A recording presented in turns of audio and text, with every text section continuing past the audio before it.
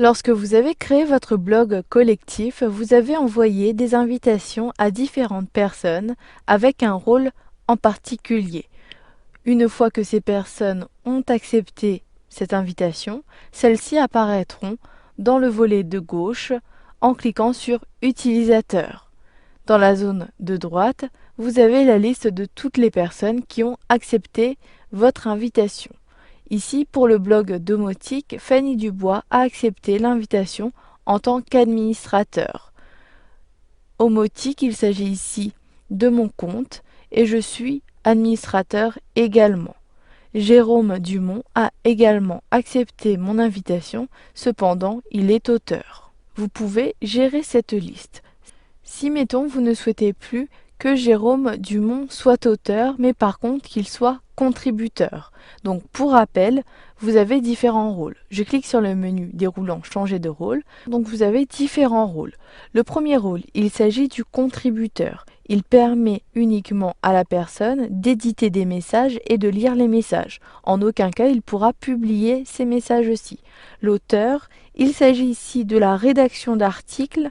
Cependant, il pourra à la fois publier cet article, supprimer des articles et ajouter des médias, tels que des photos ou encore des vidéos.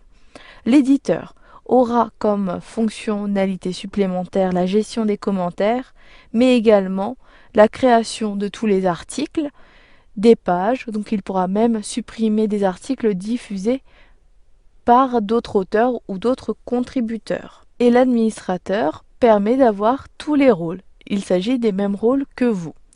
Pour modifier un rôle, par exemple Jérôme Dumont, je ne souhaite plus qu'il soit auteur, mais je souhaite par contre qu'il soit éditeur.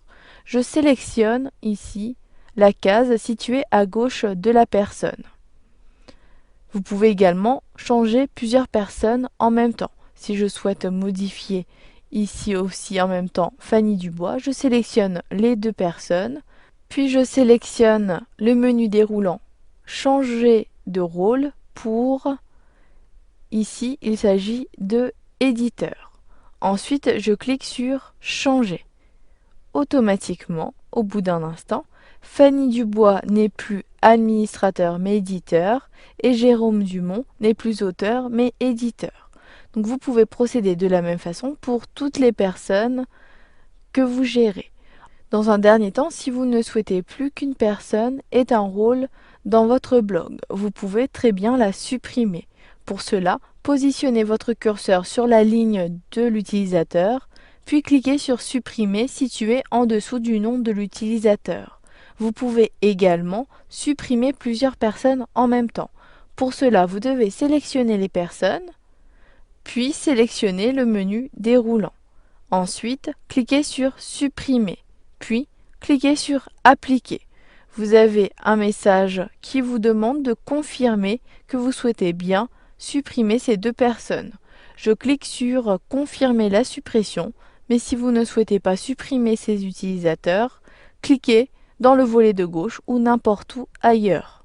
Je clique ici donc sur Confirmer la suppression et au bout d'un instant, j'ai uniquement le compte Omotique. Il faut faire attention à ne pas supprimer ce compte, sinon vous n'aurez plus accès à votre blog.